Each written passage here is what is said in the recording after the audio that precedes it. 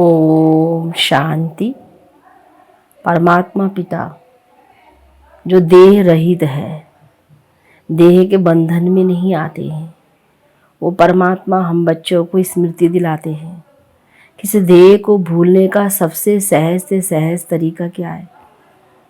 परमात्मा पिता पर बलि चढ़ जाना और सदा अपने को ट्रस्टी समझ करके चलना कि मेरा कुछ भी नहीं है, सब परमात्मा को दे दिया। तो ऐसे सहज रूप से हम देह से और देह के चीज़ों से लगाव से मुक्त हो जाएंगे।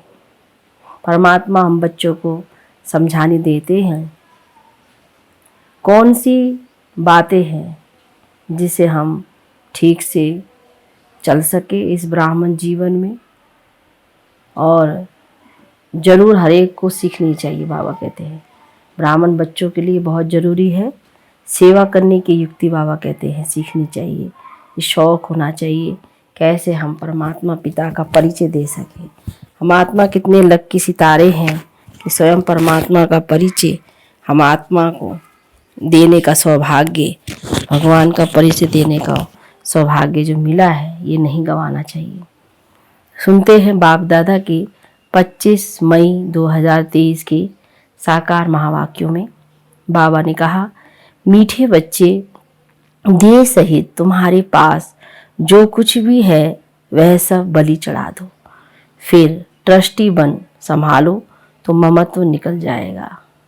प्रश्न में हर एक ब्राह्मण बच्चे को कौन सी युक्ति जरूर सीखनी चाहिए? उत्तर में है सर्विस करने की युक्ति जरूर सीखो। शौक होना चाहिए कि कैसे सिद्ध कर बताएं परमात्मा कौन है। तुम्हें बाप की श्रीमत मिली हुई है, सेंसिबल बन सबको बाप का पैगाम सुनाओ। ऐसे अच्छे अच्छे पर्चे कार्ड छपाओ जो मनुष्यों को पता पड़े कि परमात्मा को सर्वव्यापी कहना उनकी इंसल्ट करना है। तुम बच्चे तीर्थ यात्राओं की बहुत सर्विस कर सकते हो। गीत है जिसका साथी है भगवान, उसे क्या रोके आंधी और तूफान। ओम शांति। बच्चों ने गीत सुना, बच्चे ही इसका अर्थ समझते हैं। बाकी जिन्होंने गीत गाया वह इसका अर्थ कुछ भी नहीं समझते। ना उन्हों के साथ भगवान है, ना उन्हों को ये पता है कि भगवान कब आकर अपने बच्चों को स्वर्ग का वर्षा देते हैं। बाप ने ही आकर बच्चों को सम्मुख में अपना परिचय दिया है। वही बाप अब सम्मुख बैठे हैं और तुम सुनते हो। तुम ही तूफानों को समझते हो, वो लोग तो कैलमिटीज आदि को तूफान समझ लेते हैं।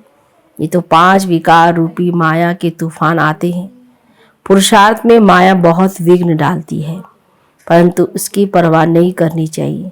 सिर्फ बाबा को अच्छी रीति याद करने से ही तूफान उड़ जाते हैं। बादशाह का बच्चा होगा, उनको यह निश्चय होगा कि हमारा बाबा बादशाह है, तो इस बादशाही का मैं मालिक हूँ। नशा रहता है।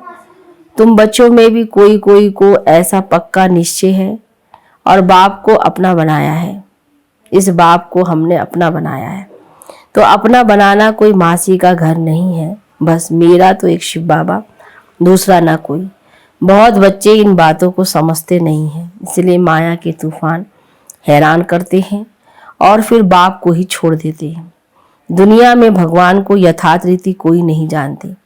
तुम बच्चे असल में शिवालय के रहने वाले थे, अब वैशाल्य है। इस समय मनुष्य बंदर से भी बदतर बन गए हैं। मनुष्य का क्रोध बंदर से भी तीखा है। मनुष्य होते भी ऐसा काम करते हैं, इसलिए उनको बंदर से भी बदतर कहा जाता है। भारतवासियों का सबसे बड़ा दुश्मन कौन है जिसने उन्हों को बंदर से भी बदतर बनाया है? तो यह कोई नहीं जानते। बाप कहते हैं तुम दिल रूपी दर्पण में अपनी शक्ल देखो, तुम पहले क्या थे। अब बाप तुमको लायक बनाते हैं, परंतु जो श्रीमत पर नहीं चलते तो माया उनको नालायक बना देती है। बाप श्रीमत देते हैं, देह सहित जो कुछ भी तुम्हारे पास है वह सब बलि चढ़ो, फिर तुमको ट्रस्टी बना देंगे, तुम्हारा ममत्व मिटा देंगे। तुम अबलाओं के लिए बहुत सहज है। राजस्थान की तरफ राजाओं को अपने बच्चे नहीं होते हैं तो गोद ले लेते हैं। गरीब का बालक अगर साहूकार की गोद में जाता है तो कितना खुश हो जाता है। हम अपनी प्रॉपर्टी के मालिक हैं। बड़े आदमियों के बच्चों को भी बहुत नशा रहता है कि हम करोड़पति के बच्चे हैं। इस ज्ञान का तो उनको पता ही नहीं है। तुम जानते हो इस ज्ञान में कितना भारी नशा रहता है। श्रीमत पर चलने से श्रेष्ठ बनेंगे, नहीं चलने से नहीं बनेंगे। भगवान कहते हैं तुमको तो कोई किसकी परवाह नहीं है ही नहीं। रात दिन तुमको नशा रहना चाहिए कि हमको बाबा 21 जन्मों के लिए स्वर्ग की राजाई का वर्षा देते हैं। हम बाबा की संतान बने हैं। वास्तव में सब शिव बाबा की संतान है, परंतु अब शिव बाबा आकर प्रैक्टिकल में अपना बच्चा बनाते हैं। अभी तुम सम्मुख बैठे हो। बाबा कहते अभी हम बच्चे कितने सम्मुख बैठे हैं। जानते हो शिव बाबा हमको अपना बनाकर स्वर्ग के लायक बनाने लिए मत देते हैं कि बच्चे किसके नाम रूप में नहीं फंसना है। एक शिव बाबा का नाम रूप ही बुद्धि में रखना है। उनका नाम रूप ही मनुष्यों से न्यारा है। बाप कहते तुम हमारे थे, निर्माण धाम में रहने वाले थे। क्या तुम भूल गए हो कि हम आत्मा परम धाम, शांति धाम अथवा कहे निर्माण धाम की रहने वाली हैं। हमारा स्वधर्म शांत है। ये शरीर आर्गन्स है कर्म करने के लिए, नहीं तो पाठ कैसे बजाएंगे। हम आत्मा निराकारी दुनिया की रहवासी हैं, ये बिल्कुल नहीं जानते। ये सब बातें मनुष्य ही जानेंगे, जानवर थोड़ी ही जानेंगे। परमात्मा को सर्वव्यापी कह दिया है तो खुद को भी भूल गए हैं कि हम आत्मा हैं। कहते हैं क्राइस्ट को, इब्राहिम को परमपिता परमात्मा ने भेजा तो जरूर कोई बाप है भेजने वाला। ये तो तुम जानते हो कि ड्रामा अनुसार हर एक आता रहता है। भेजने करने का तो सवाल ही नहीं उठता। इस समय मनुष्य अज्ञान अंधियारे में है। न बाप को, न अपने को, न रचना को जानते हैं। मैं आत्मा हूँ, यह शरीर अलग है, हम आत्मा वहाँ से आए हैं। यह सब बातें बाबा ही याद दिलाते हैं और बाप कहते हैं सभी को याद दिलाओ। तुम्हारा निमंत्रण बहुत अच्छा छपा हुआ है। शिव का चित्र भी है, ये बाबा, ये लक्ष्मी नारायण है वर्षा लिखा हुआ है। परमपिता परमात्मा से आकर लक्ष्मी नारायण जैसा बनने का वर्षा लो। तुम नर से नारायण बनने के स्टूडेंट हो। वे साहूकार आदि के बच्चे पढ़ते होंगे तो कितना खुश होते होंगे, परंतु हमारे आगे तो वह कुछ भी नहीं है। अल्पकाल के सुख के लिए मेहनत करते हैं। तुम बच्चे सदा सुख पाते हो, यह भी तुम ही कह सकते हो। कहाँ भी जाओ हाथ में निमंत्रण पत्र हो, बोलो ये सभी आत्माओं का बाप स्वर्ग का रचयिता है, उनसे वर्षा कैसे मिलता है सो लिखा हुआ है। यह निमंत्रण एरोप्लेन से गिरा सकते हो, अखबार में भी डाल सकते हो।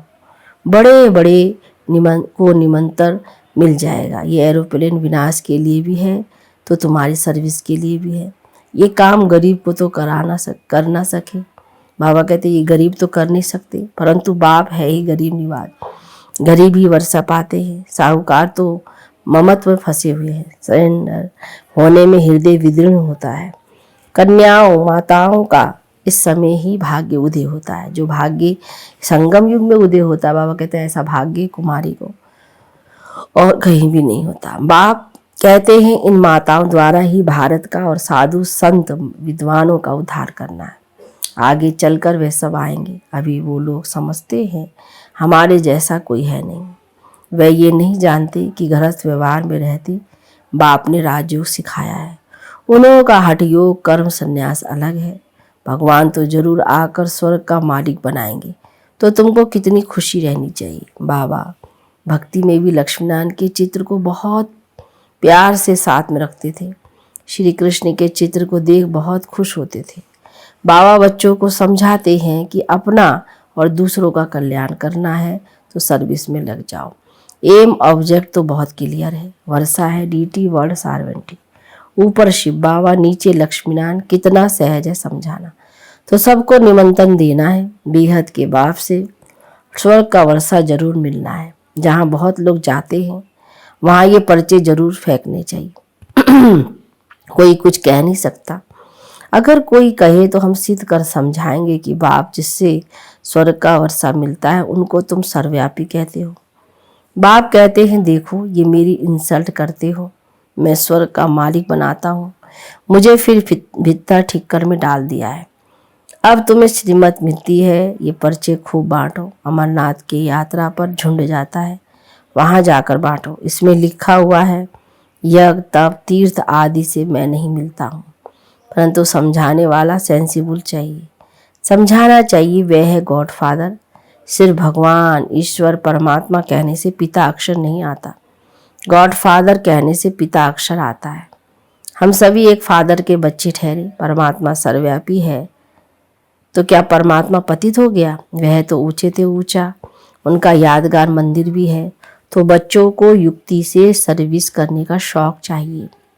यात्रा पर जाकर बहुत सर्विस कर सकते हो। वह है जिस्मानी यात्री, तुम हो रूहानी यात्री। तो समझाना चाहिए तुम कहाँ जाते हो? शंकर पार्वती तो सूक्ष्म तन में रहते हैं, तो यहाँ वह कहाँ से आए? यह सब है भक्ति मार्ग। तो ऐसे तुम बहुत सर्विस कर सकते हो। भगत बेचारे बहुत धक्का खाते रहते हैं, तो उन पर तरस पड़ता है। उनको बोलो तुम अपने धर्म को भूले हुए हो। हिंदू धर्म किसने स्थापन किया? सर्विस तो बहुत है। बच्चों को खड़ा होना चाहिए। बाप आया है स्वर्ग का वर्षा देने, फिर भी माया नाक से पकड़ एकदम मुंह फेर देती है। इसलिए माया से बहुत खबरदार रहना है। अभी तुम बच्चे बाप दादा के सम्मुख बैठे हो। दुनिया को थोड़ी मालूम है कि बाप सम्मुख आए हैं। सब आत्माओं की ज्योत बुझी हुई है, एकदम बुझ नहीं जाती है, थोड़ी लाइट रहती है। फिर बाबा आकर ज्ञान घृत डालते हैं। जब कोई मरता है तो दीवा जगाते हैं।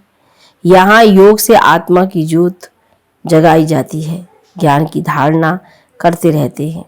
तो भारत का प्राचीन राजयोग मशहूर है। वह निवृत्ति मार्ग वाले तो अनेक प्रकार के हठयोग सिखलाते हैं, फायदा कुछ भी नहीं, नीचे गिरते ही जाते हैं। सिवाय योगेश्वर के कोई योग सिखला ना सके। योग सिखलाने वाला है ईश्वर, वह है निराकार परमात्मा योगेश्वर। हम बच्चों को सच्चा सच्चा योग सिखलाते हैं। बाप कहते हैं तुमको अब योग सिखला रहा हूँ। अब तुम्हारा 84 का पाठ पूरा हुआ। कोई के 84 जन्म, कोई के 60, कोई के 1-2 जन्म भी होते हैं। तुम बच्चों को खूब सर्विस करनी है। भारत ही हेवन था, गॉड गॉडेस का राज्य था। यह बातें तुम्हारे सिवाय कोई समझा ना सके। गाली भी तुमको खानी पड़ती है। बाबा गाली खाएंगे तो क्या बच्चे नहीं खाएंगे? तुम सहन करेंगे। यह भी ड्रामा में नूंद है, फिर भी ऐसे ही होगा। अभी तुम बच्चों को पारस बुद्धि बनाता हूँ। ऐसे बाप को बहुत याद करना चाहिए जो विश्व का मालिक बनाते हैं। कहते हैं बच्चे जीते रहो, स्वर्ग का राज्य लो। तो ऐसे मीठे मीठे बाप को तुम याद नहीं कर सकते हो। याद से ही विकर्म विनाश होंगे। रहा हुआ पापों का खाता यहाँ चुकता करना है। अगर योग नहीं लगाएंगे तो सजा खानी पड़ेगी। उस समय बाबा साक्षात्कार भी कराते हैं। तुम हमारे बनकर फिर फारकती दे, तुम टेटर बन गए। तुमने शुरुआत में साक्षात्कार भी किया है। ऐसे ऐसे बाबा समझाते हैं, दिखाते हैं। अच्छा, मीठे मीठे सिकी लदे सदा सलामत बच्चों को माता पिता का याद प्यार और गुड मॉर्निंग। बच्चों को समझना है कि हम यह शरीर छोड़ स्वीट होम जाएंगे। अब यहाँ रहने में जरा भी मज़ा नहीं है। अब हम बाबा के पास जाते हैं, बाबा को ही याद करना है। वहाँ से फिर स्वर्ग धाम में जाएंगे। ये यात्रा बड़ी वंडरफुल है। तो इसमें माया बहुत विघ्न डालती है। जब हम यात्रा पर चलते हैं तो बाबा कहते बहुत विघ्न डलते हैं। अच्छा, मीठे मीठे सिखिला दे बच्चों प्रति माता पिता बाप दादा का याद प्यार और गुड मॉर्निंग।